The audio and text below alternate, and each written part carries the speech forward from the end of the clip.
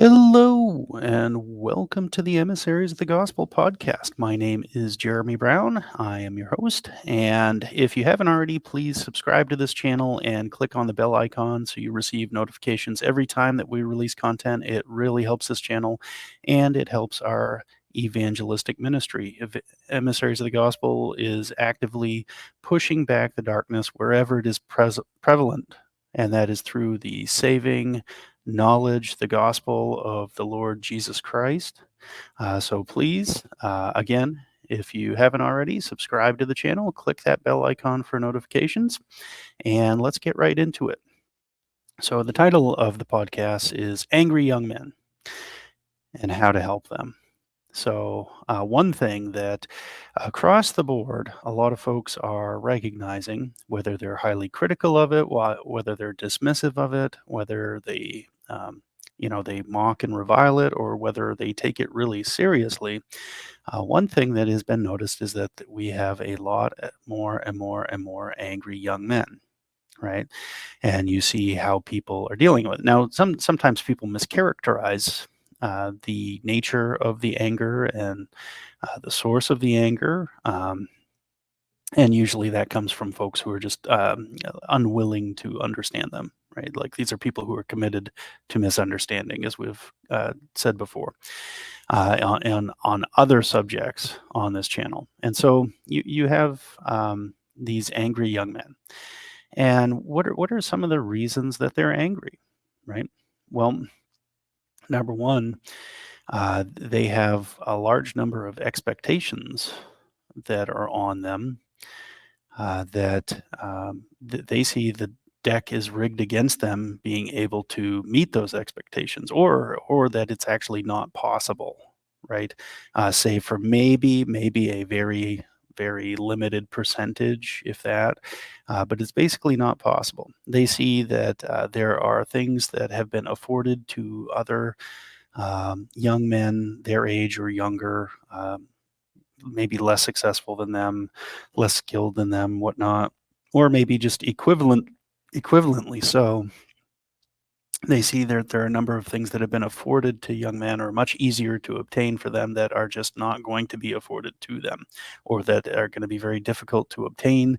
They're going to be much more risky, much more costly, um, and so forth. So, what are some of these things? Well, as one example, home ownership, right? Um, in our culture, in the West, especially the United States in particular, you're almost considered a loser if you don't own your own home by a certain age, right? And a lot of times that age would be considered either within your 20s, kind of like more towards your late 20s, or early 30s, early to mid 30s, at the like kind of at the tail end, right? Anything beyond that is usually not considered successful, right? Um, you have marriage, right? In generations past, most men were getting married by the time they were 20 or 22 years old, right? And now we have men that are 25, 30, 35 who are not married, who are not able to get married in many cases. It's extremely daunting, right? You have children, right? Men may want to have godly offspring, right?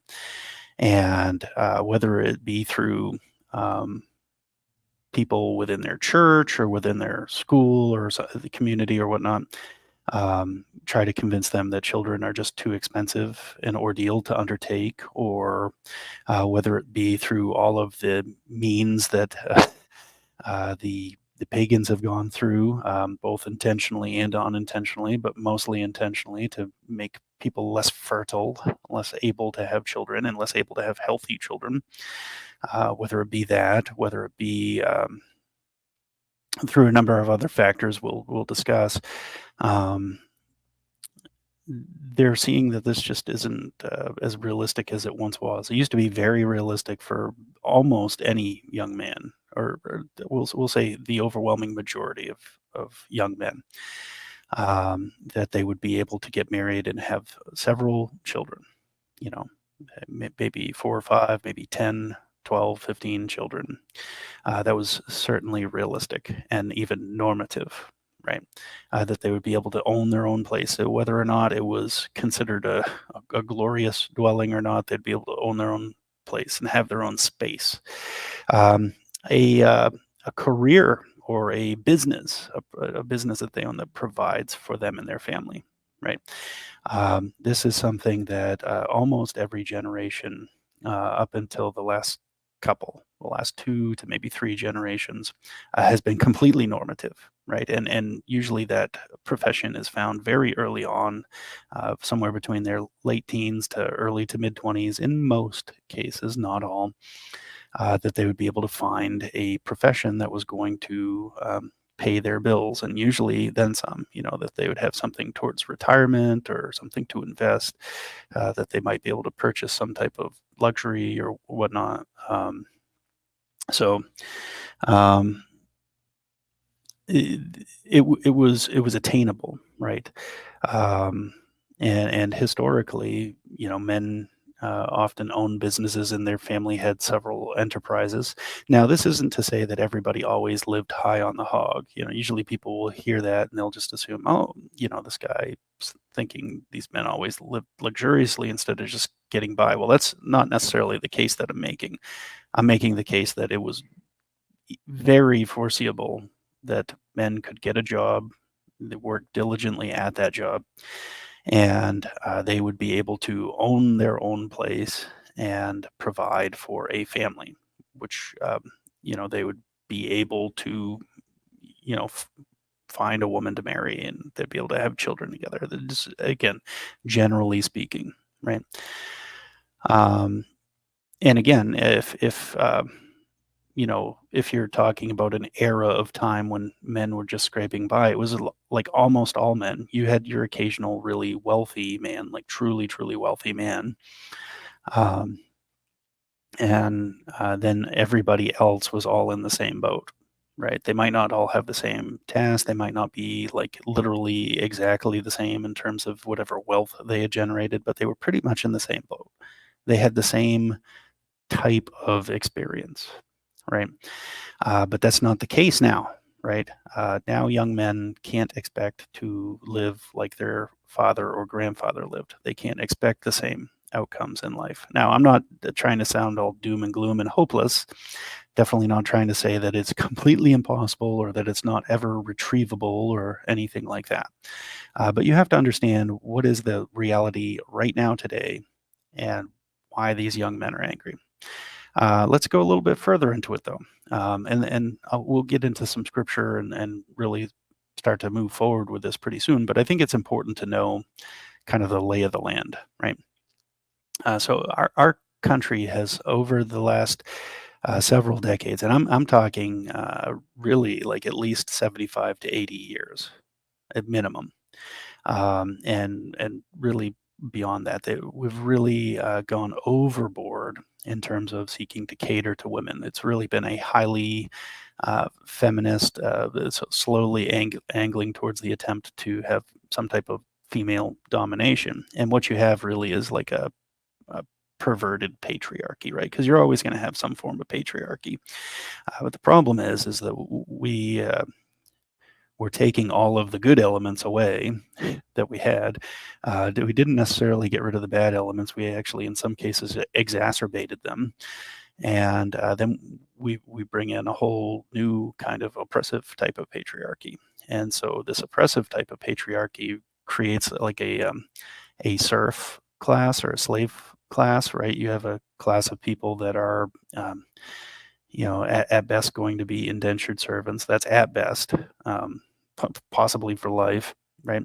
And then a hyper wealthy class. And so, there's a lot of lamenting in the United States about the destruction of the middle class. Well, why? Because it robs men of opportunities, it robs them of ambition, right?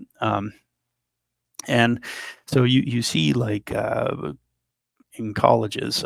This was a few years ago now. The number has escalated since, but I don't have the exact number now, like today. But years ago, it was even already 55% of young women would go to college after high school, and and it was only 45% of young men. That was like the applicants accepted in. Some of that has to do with programs trying to incentivize, bringing in more women than men.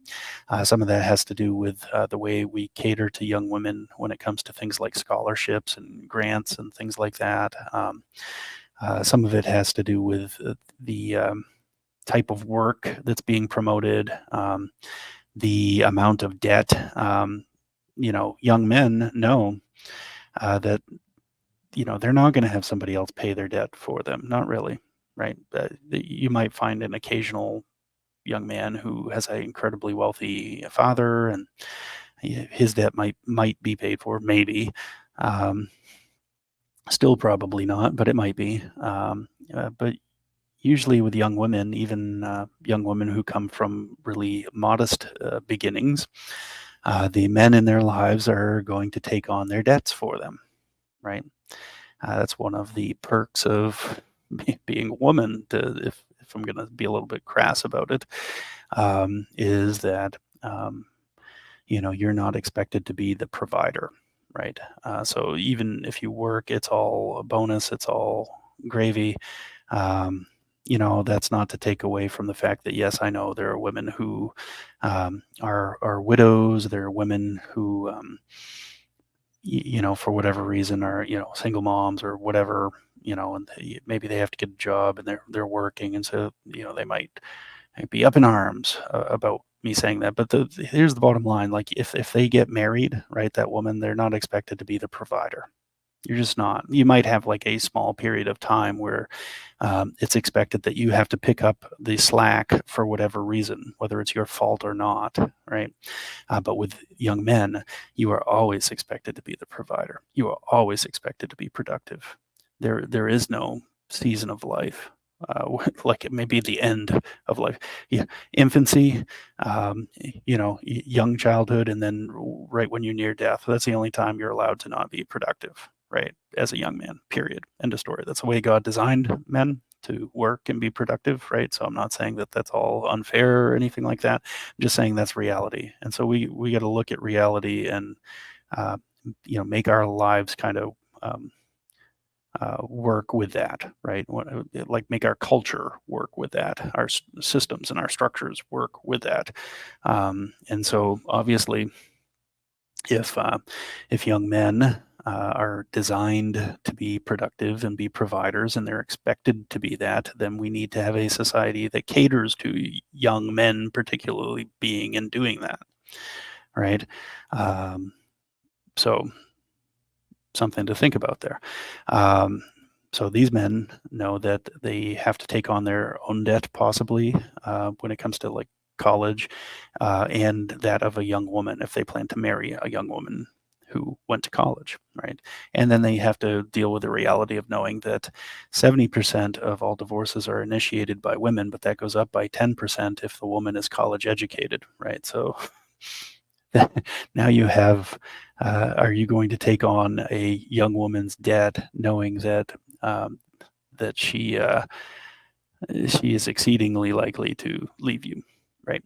And cost you extra money. You may still have her debt. She might actually take your home that you own, that you bought, built, whatnot, inherited independently of her, right? And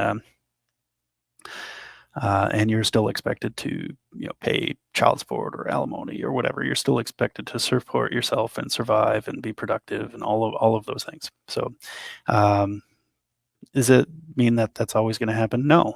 But again, stuff that young men are angry about because they look at it and it's a reality that they deal with in a way that is completely different than the way their parents, in some cases, and especially their grandparents and great grandparents, the way men historically have uh, approached life, right? What they've been looking at is not the same, right? You can adjust things for inflation and all kinds of other factors, and it's just a fact that home ownership, as an example, um, again, college tuition, home ownership, all of those things are just not as feasible financially for young men now than they were 40, 50, 60 years ago, even 25, 30 years ago. And so we have to acknowledge that. Like, we have an obligation just to be truthful and acknowledge that. We have to acknowledge that it's different, that it's harder for these men than it was for you. And you might take umbrage to that because you might be a man who worked really hard and it was difficult for you, and maybe you overcame and you persevered, and that's something that you take pride in, and whatnot. And that's all well and good, but that has to stop at the point that you completely ignore reality for all kinds of young men. Some of the anger of these young men is that um, some of the doors of opportunity are closing for them. There's not a lot of godly young women anymore. A lot of young men are looking for women who have been chaste or pure sexually.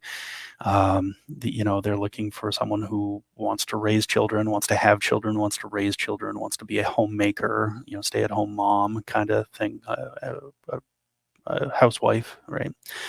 And that's pretty hard to find, right? Um, there's a lot that goes into that. And there's a lot of women who are out there that, um,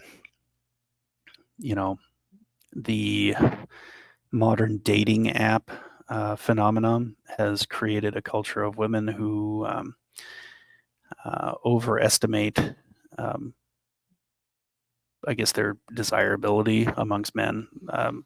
So what happens is you have these women who, in many ways, might be very average, but they think that they deserve a man who is in the top 1 or 2% income wise, and also at the same time being in the top 1 or 2% in terms of physical attractiveness and physical fitness, and that in terms of wealth, whatever they expect, like the best of the best of the best, right? But that's not what they're giving. That's not what they're providing, right? And it's when I say across the board, I mean, obviously there are examples, and it's not quite as prevalent in the church, but it is prevalent in the church. And anyone is either ignorant or a liar who denies it, right? And so you have that, and then sometimes you have some of this influence where you'll have some of these young women who still want a godly man, right?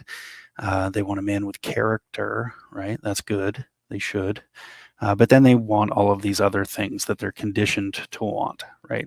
And so what it kind of means is, like, not every guy can be in the top 1%, right? By definition, 99% of the guys are not, right? And they can't be. If one of them gets in, so some other guy comes out of that, right? That's facts. That's just math. It's basic common sense, right?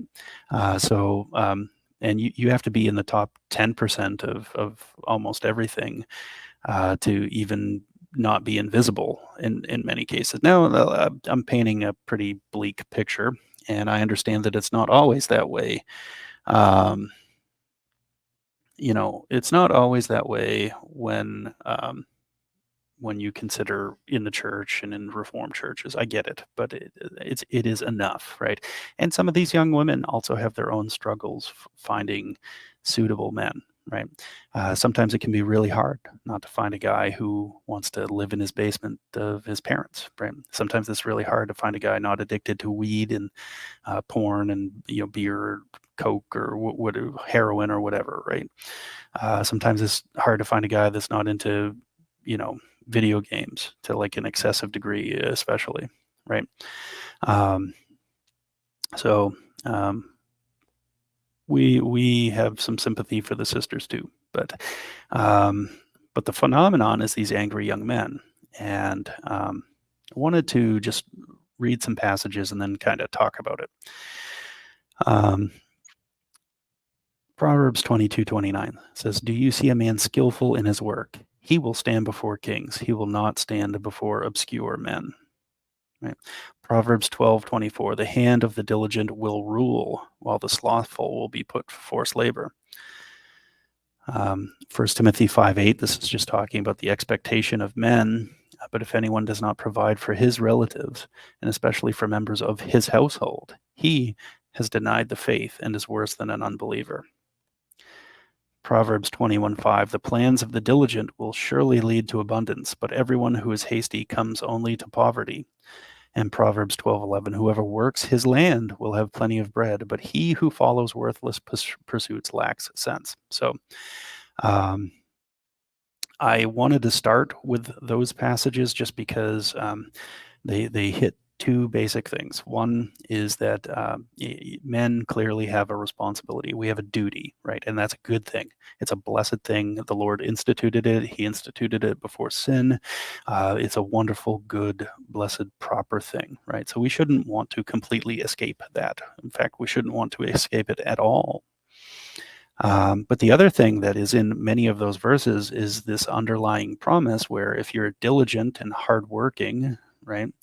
If you if you work your land, if you develop skills, right, that you are going to prosper. You are going to be the one. You're going to be the one who runs the company or owns the company. You're going to be the one who is profiting from the work of your hands, right? You're going to be creating a living. You are going to have some level of abundance, right? You're going to be in front of men who have a lot of influence or men who have a lot of means and resources. You're going to be in front of them. And this is because, you put your hand to the plow and you've done everything you can to be as efficient or productive as you can and to become as skillful as you can, right? And the payoff for that is that it comes back in financial rewards and in terms of the opportunities and whatnot that you get, right? That's now I realize these are proverbial promises, and so this is not saying that for all people at all times in every situation it's always a guarantee. But at the same time, this is a general principle of how things work. And while I would, in some ways, agree with that, our culture has created such a twisted perversion of laws and so forth, and we've done so much culturally to our institutions in terms of who we give opportunities to and whatnot. We actually kind of work against that. So even though it does work that way and it still happens for people, there's like active systems. And this isn't wokeism. This isn't me, talking about institutional racism or any of that stuff, right? This is me just talking about, hey, you are in modern culture, and people with modern values are number one going to, want to see the young woman, get the job before you, right? They're going to want to pay her more than you. They're they want to see her get training, go to school, do all those things before you. They want to see her debts paid off before yours, right? They want to see her debts be smaller than yours to begin with. And you're supposed to be able to be her provider, by the way. Do you see what happens, even if she isn't doing anything particularly malicious rather, or whatnot? It's just that's the way it works, right? Now, if she is malicious, it's even worse. But she could be doing nothing wrong, right? She doesn't have to be doing.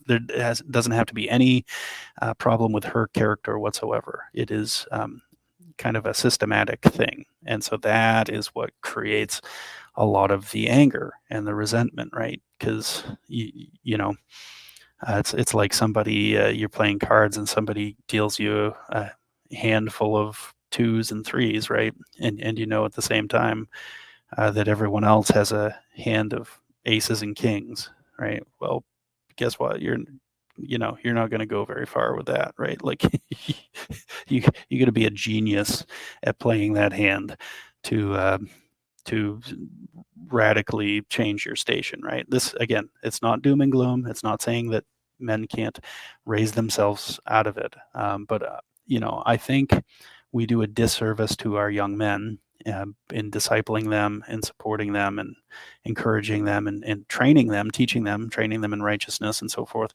We do a huge disservice to them if we refuse to look at these things as reality and openly speak of them as reality.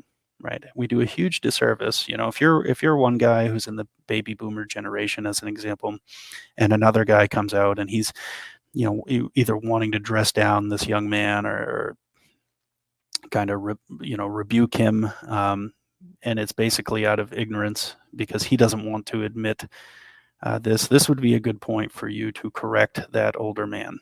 Right, this would be a good point for you as an older man to make sure that that he's not beating down on this younger man who probably has already been beaten down on a lot. Right, like you need to lift them up. Right, so let's keep going. Matthew 10:10. No bag for your journey, or two tunics, or sandals, or staff, for the laborer deserves his food. Luke 10:7. And remain in the same house, eating and drinking what they provide, for the laborer deserves his wages. Do not go from house to house. Leviticus 19:13. You shall not oppress your neighbor or rob him. The wages of a hard worker shall not remain with you all night until the morning. Deuteronomy 24:15. You shall give him his wages on the same day before the sun sets, for he is poor and counts on it, lest he cry against you to the Lord, and you be guilty of sin. So it's very interesting here. All of these are pushing the fact that laborer is worthy of his wages, right? And the idea at that point, a day's work is worth a day's wage. This idea of there's a certain minimum that a worker should expect to get paid that is a livable minimum, right?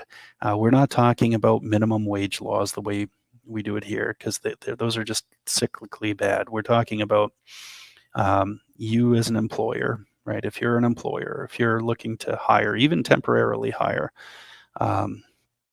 young men, you might have a job that would only take a day or two. You may have a need that only comes up once a month or twice a month, something like that. You might have a seasonal job, a temp job. You might have full-time work, whatever it is, right?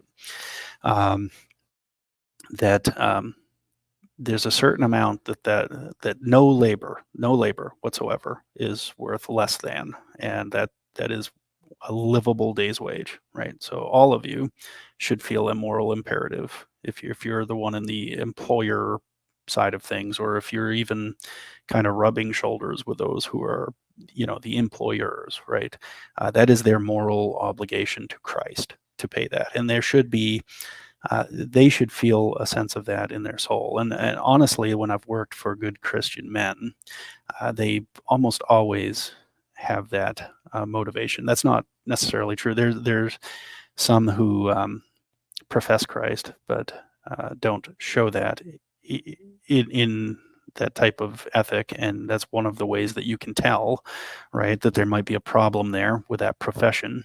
Is they don't see any duty to their employees, particularly the younger men that are working for them, right? So that's one thing, right? There's certain tasks that carry a certain minimum rate or wage, right? And that might be more than the normal daily livable wage. But whatever they are doing for you, right? Whatever their position dictates, whatever the work that they're doing dictates, or even if it just comes to a livable day's wage, right? That there's a certain minimum amount that you can pay someone, and anything beneath that is sin. It's immoral. It's unethical, potentially even criminal. And God calls it oppression in some cases, right? The case of the poor worker who counts on his wages, the employer is obligated to pay him that same day, right? That right there, there's a certain principle there that might be somewhat honored in our culture, but in reality, getting paid on the same day is something that ultimately we should be repenting of in our culture and doing and working towards, because what happens is a lot of times there's like cash flow concerns, and I get that, like, because I've run a business, and like I just understand how those things work. I mean, if you run a household, you understand there can be cash flow concerns, but we always try to put the advantage always onto the employer, right? And so we say, oh, and when I say we, I'm talking about the United States and probably many other countries where the employer basically gets to say, oh, well, there's potential I might have a cash flow issue, and I certainly don't want to end up with a debt issue or whatnot, right?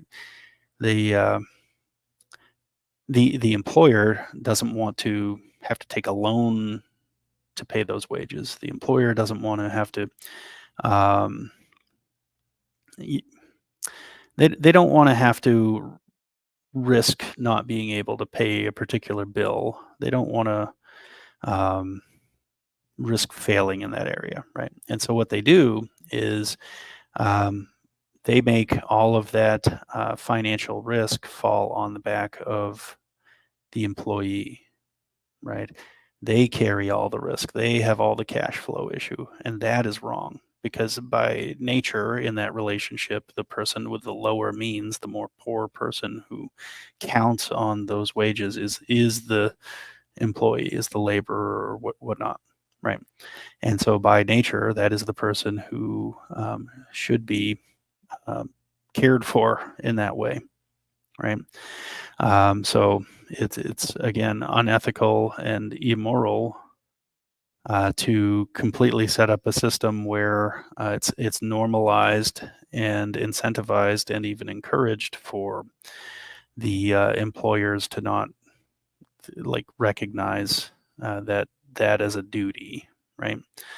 Um, so um, that being said, I will say this that passage does specifically mention poor, so it's not necessarily oppression if you have upper middle class men working for you because you're paying them an excellent wage, right? Maybe it's because of their particular skills, or maybe it's just because of your generosity, but it doesn't matter either way. Um, if that's the case, right, that isn't really applying to you, right? Because you're um, between their skills and position and experience and whatnot, whatever their labor just demands, and your generosity, whatever combination there that there is, that person is being paid more than what the minimum to live is. Right. And so that man is in a much better position. And so he's more able to deal with cash flow issues. It doesn't mean that there's no, you know, biblical ethics that apply to that scenario. It's just saying that it's not oppression, right? You're not oppressing him the way you would be if he was like a poor worker, right? So let's keep moving on. And by the way, I really do mean that, especially if you're a pastor listening to this or a man of some influence within the church. It really is an important thing for not only the young men in particular, over and above the young women, right? I'm not saying rob the young women, but what I'm saying is young men to make it a priority that they would get paid. They would get paid a good and fair, even a generous wage, right, in comparison to what other people are making, and especially other people of a similar position or similar industry, right? Should be generous and it should be paid quickly, right? So moving on. Um, I wanted to I wanted to touch on this because the Bible mentions a lot of things in regards to some of the obligations that those who are wealthy have, and there's a few different ideas that I want to cover, hopefully pretty quickly. But one of them is the idea of slavery, right? And when we hear that word, we often think of, the United States Southern chattel slavery, where it was like the ownership of a man and the treatment of and exploitation of this man. And, he was captured by some tribe, some rival tribe probably, or maybe even his own tribe. He was captured in a different country, right? And those people chose to exploit him by selling him to some slave traders, and those slave traders further exploited him by selling him to some slave quote unquote owners, right?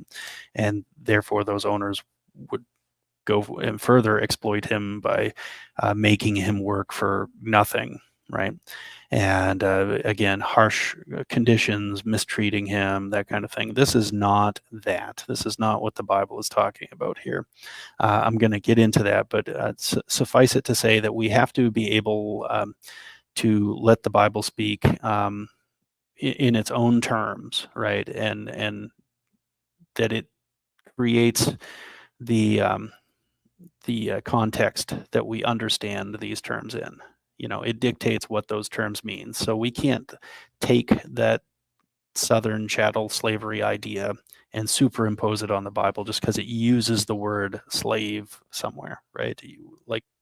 We have to be better thinkers than that. And so I just want to exhort you, because I know that's a problem in Western countries, especially in particular the United States, of thinking like that. So that being said, Deuteronomy 15, verses 7 through 18. If among you one of your brothers should become poor in any of your towns within your land that the Lord your God is giving you, you shall not harden your heart or shut your hand against your poor brother. But you shall open your hand to him and lend him sufficient for his need, whatever it may be. Take care lest there be an unworthy thought in your heart, and you say, the seventh year, the year of release is near, and your eye look grudgingly on your poor brother, and you give him nothing. And he cry to the Lord against you, and you be guilty of sin. You shall give to him freely, and your heart shall not be grudging when you give to him, because for this the Lord your God will bless you in all your work and in all that you undertake, for there will never cease to be poor in the land. Therefore I command you, you shall open wide your hand to your brother, to the needy and to the poor in your land. All right. So I'm just going to kind of pause right there. And the ethic here, this is talking to people who have means, right? Who have been wise with their money, diligent, so on and so forth, right? And maybe particularly blessed of the Lord. We can't discount that sometimes some people, some of their wealth, it doesn't mean that they were lazy. It doesn't mean that they didn't work hard, or not even that they didn't work harder than certain other people. But there is an element of, if the Lord doesn't bless it, you are not going to prosper, right? Period. End of story, right? The Lord may bless it despite your disobedience, or he may bless you because of your obedience, right? But nonetheless, we only can prosper when the Lord blesses, right? That's a fact. And so these are people that the Lord has blessed.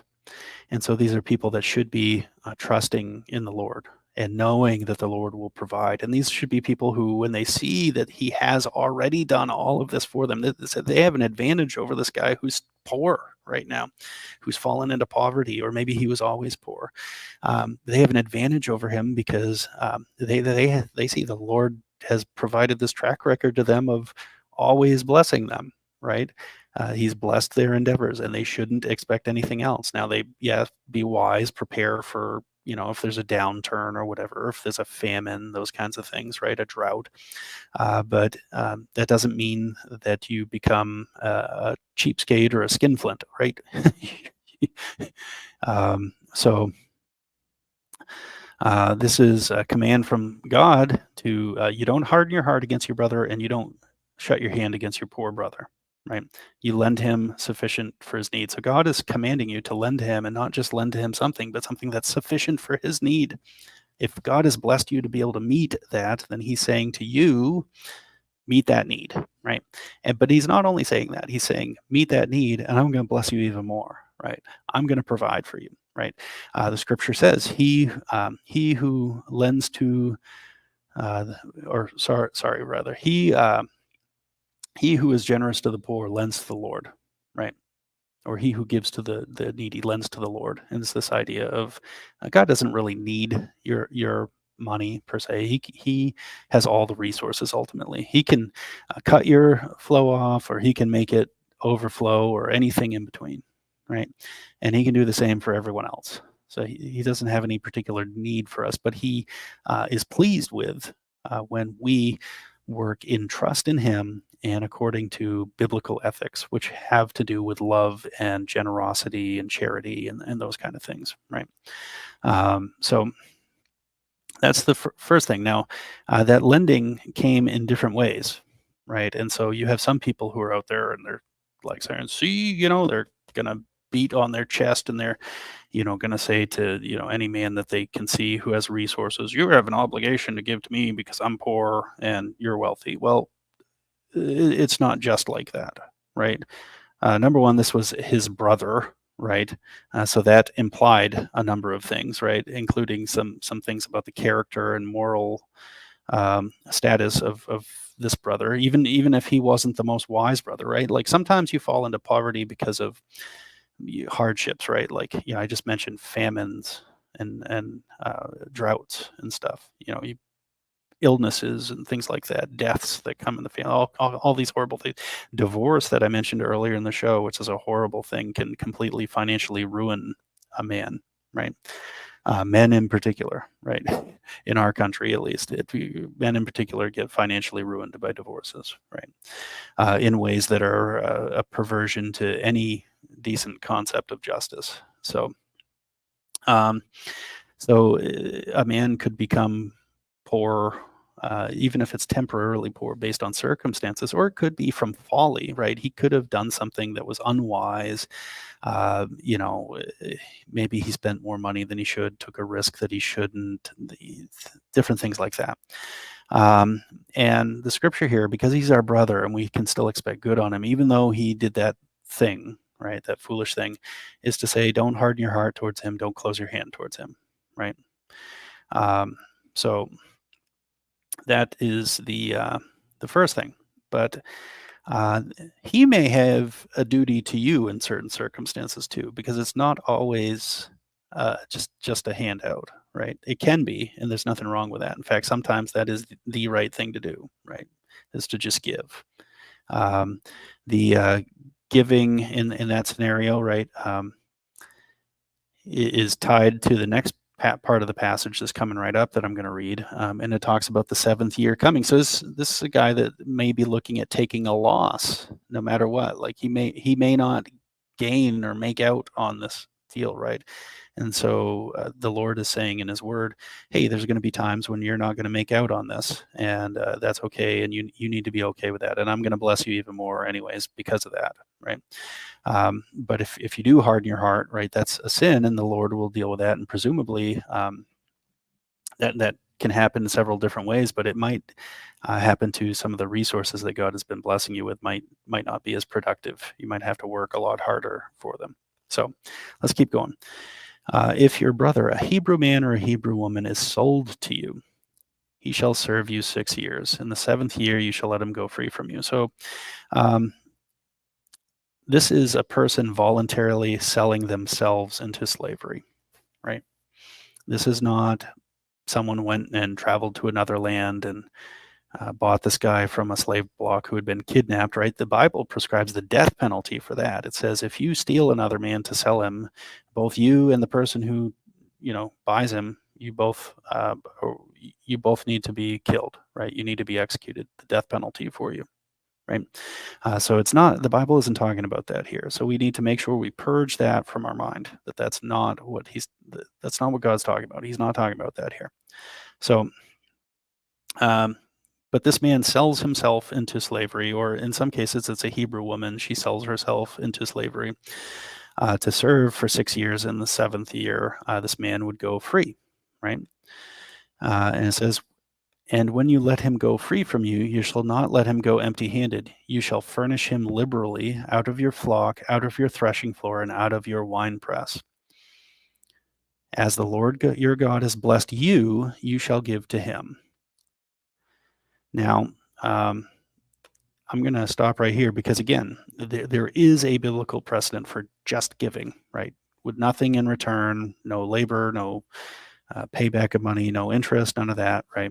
We'll get into interest possibly in this episode, maybe not.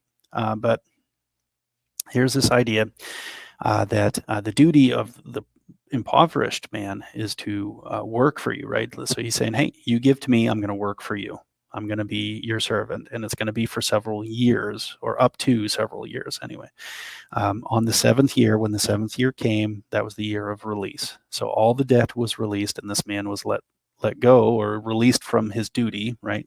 He could choose to stay on, and there's a whole other part of the passage for that. But if even if he doesn't, if he's going to go out, right, the person who was like the master, right, he had an obligation to give liberally. It says to furnish liberally from his flocks, from his wine press, right, um, from uh, from his threshing floor, right.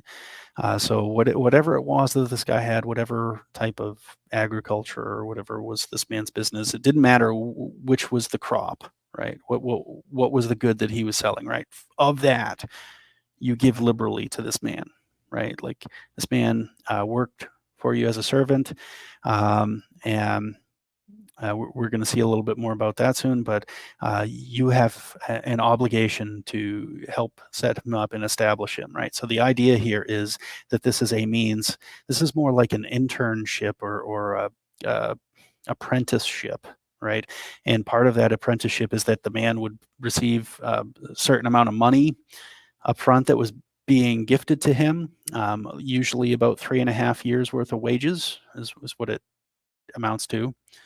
Um, and then at the tail end too, like so there would be a half wage that he'd make in between. So there's this upfront payment, a half wage, and then at the tail end he gets furnished liberally as in a lot from what the master had in his possession, what he had in his stores and whatnot.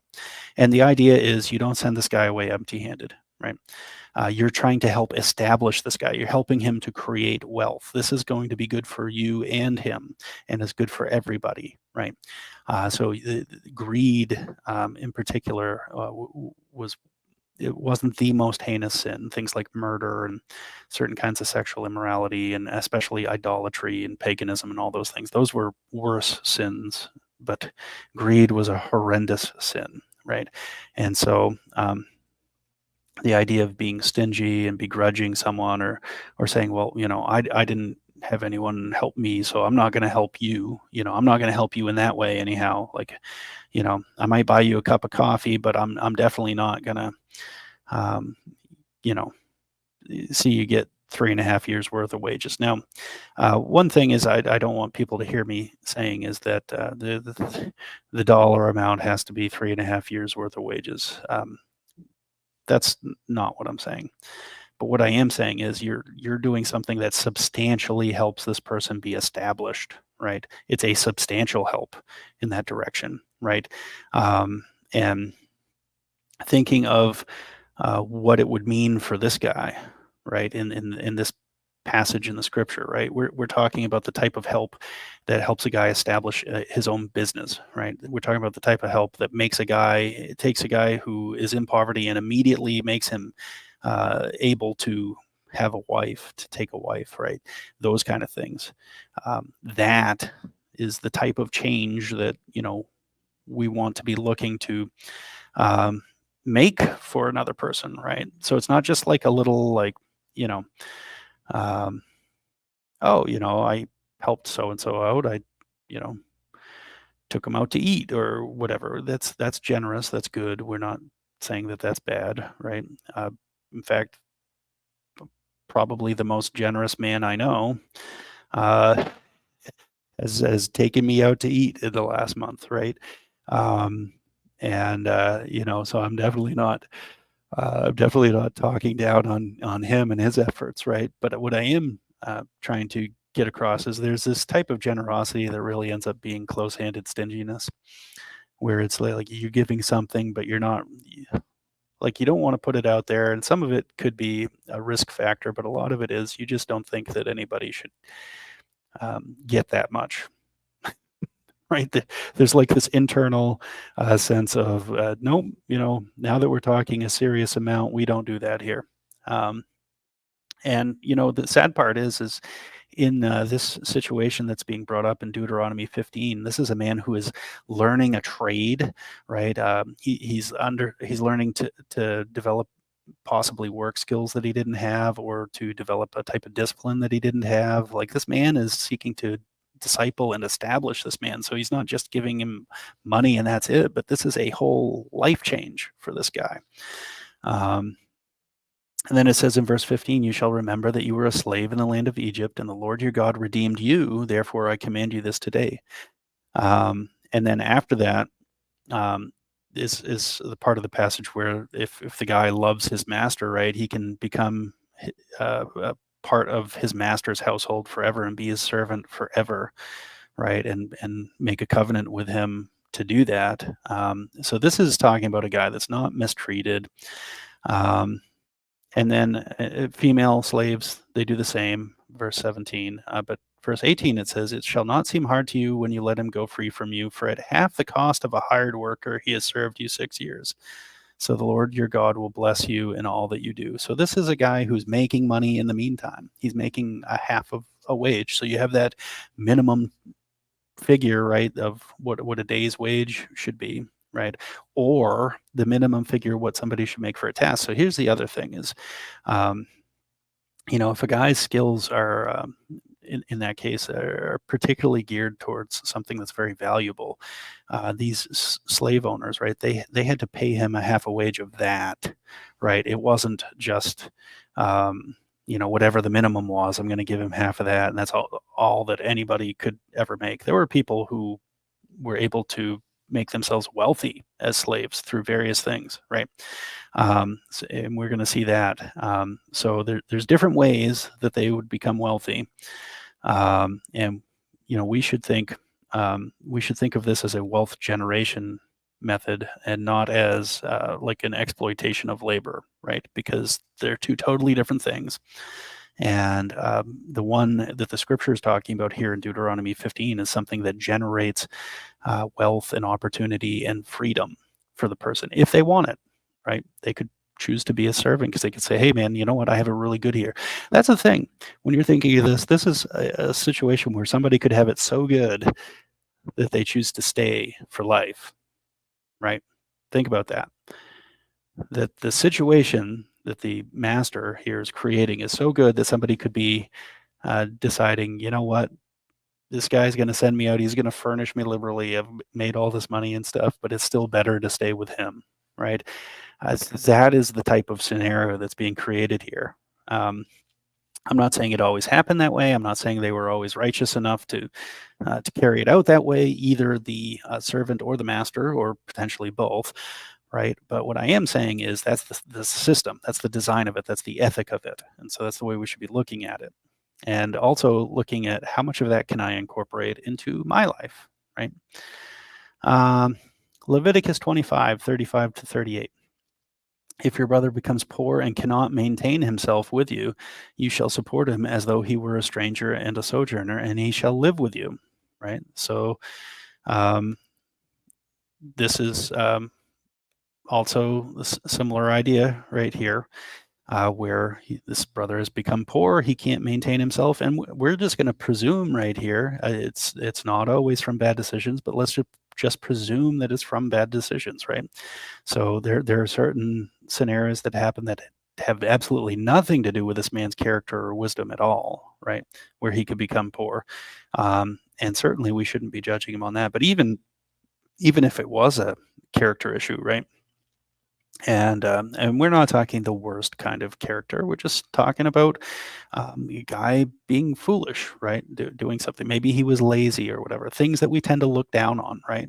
Not saying that we shouldn't look down on them in the sense that we shouldn't consider them shameful and evil. We should drive that type of behavior out of our society, but we should do it through the ethics and generosity mentioned here, and not through just merely shaming someone and then telling them, pull yourself up by your bootstraps, bucko, right? So This is taking him in to live with you. Again, the idea is if he's living with you, he's going to learn discipline. He's going to learn wisdom. You're going to talk to him about things. He's going to learn from you, right? He's going to be discipled by you. So this isn't just talking about throwing a few bucks at a guy and walking away. It's not me giving $5 or $10 to the guy who's holding a sign at the street corner. It's not like that. And then continuing in that passage says, take no interest from him or profit, but fear your God, that your brother may live beside you. You shall not lend him your money at interest, nor give him your food for profit. I am the Lord your God who brought you out of the land of Egypt to give you the land of Canaan and to be your God. Okay, so there's a few things going on here. Right. Number one, God is straight up condemning when a poor man of the same faith, right? So we're going to be as specific as possible here. I'm not saying you can't extend any of these kindnesses to someone outside of the faith or what have you, but we have to look at the household of faith first, right? In fact, the scripture commands that, especially those who are of the household of faith, right? So we don't take interest from him or profit on what's being lent to him. So we want to be very clear here. God is not condemning doing business for profit, obviously, or they wouldn't have even had a concept of it. What he is condemning is you're not profiting off from this man's situation, right? You're not trying to leverage his desperation to make yourself a buck at his expense, right? That's unethical and immoral, right? And we should really stop to have tolerance for those types of people in our midst. And that can come in tricky ways because then, there's people who have like predatory lending practices and whatnot, and that's obviously wicked. But then there's also the people who want to put themselves, they want to take money from everybody else, right? Force them to pay for things, socialism, right? The social safety net and all that. They want to take money from you to make you pay for this guy, right? And then they want to take a little extra from you so that they can administer it, right? So they're making themselves the administrators of blessings that other people give to them.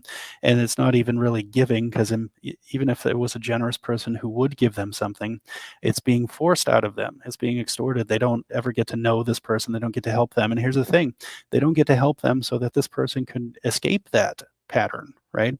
So that they can build them up, so they can live a different type of life and actually do well for themselves, do even better than ever before, right? So that is actually probably the most destructive mindset, is the social safety net, socialism, that kind of thing, tax and give, Robin Hood and all that.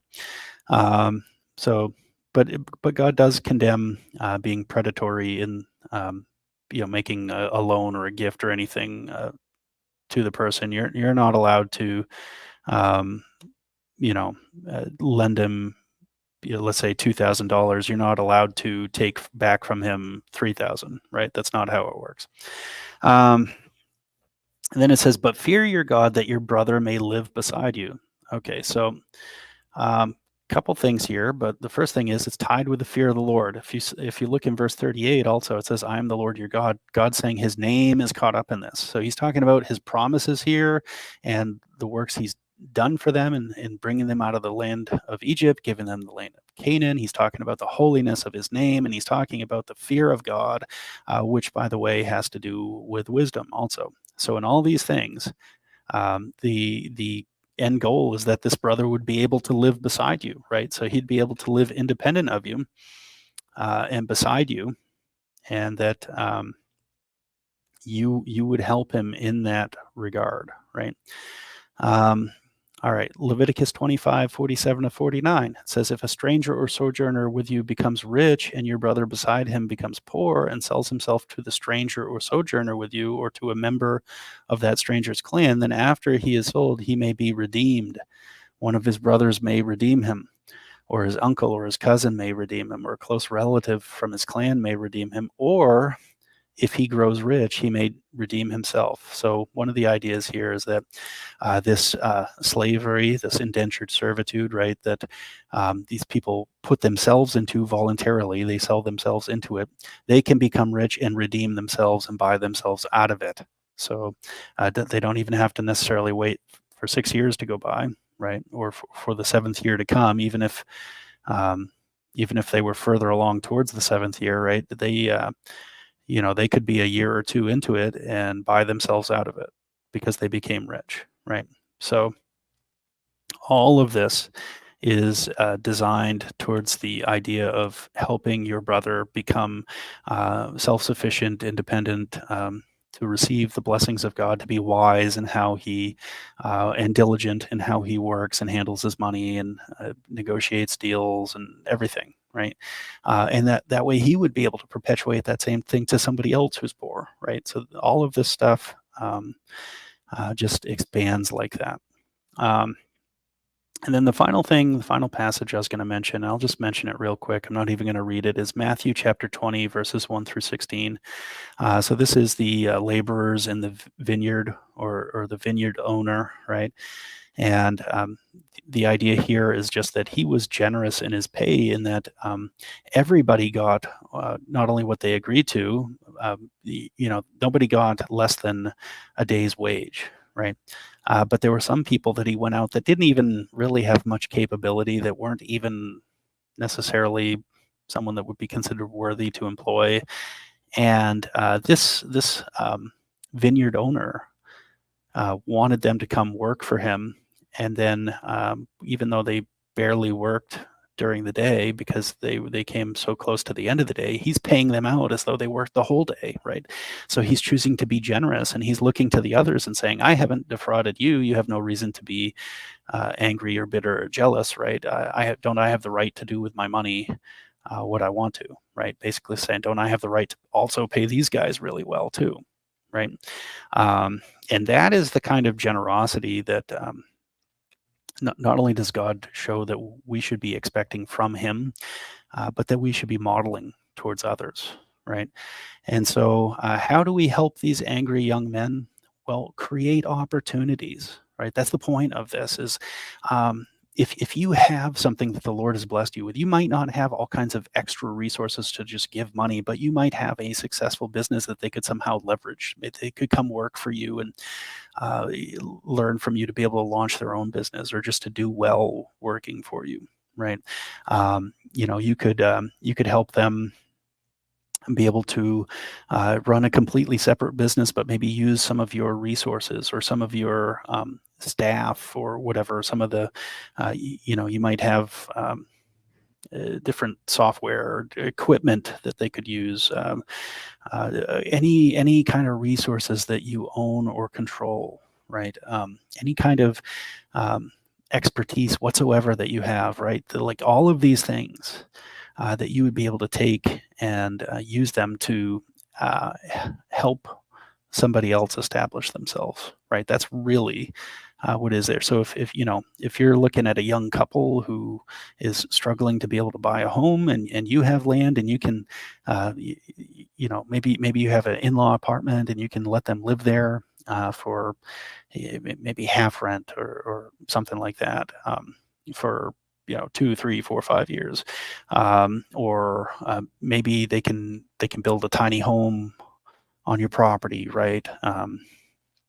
Or build up, their house against your house, or whatever, right? The whole point is, you have something the Lord's blessed you with, and you're finding ways to help them get established. So you're not doing everything for them, right? They have their own duty that they have to do, their own hard work that they have to put in, but you're making sure that that they are able to leverage what God has done for you in their life, and they would be blessed by it. So in the same way, they could do that for somebody else. And in so doing, you're actually discipling them. So if there's something deficient in their understanding, in their habits and their understanding and their practices, right, that you would be able to come in and help them address it in a way that builds them up, right? Not a way that, you know, tears them down or attacks them or whatever, but in a way that builds them up and helps them be very successful, right? So that's how you help these angry young men. And you know what? They're not going to be so angry if this is the type of thing that could be expected, right? So hopefully this is a blessing. I'd really love to hear your feedback on this one. If you have any objections, if anything seems shocking to you, if there's any area that I discussed that you really would like me to go into more depth into that we didn't have time to today, please leave a comment. Again, smash that like button, subscribe to the channel if you didn't already, and if for some reason you didn't like this episode, please hit that thumbs down button twice. Again, hope the Lord blesses you this coming Lord's Day, and until next time, this is Jeremy Brown, and this has been Emissaries of the Gospel.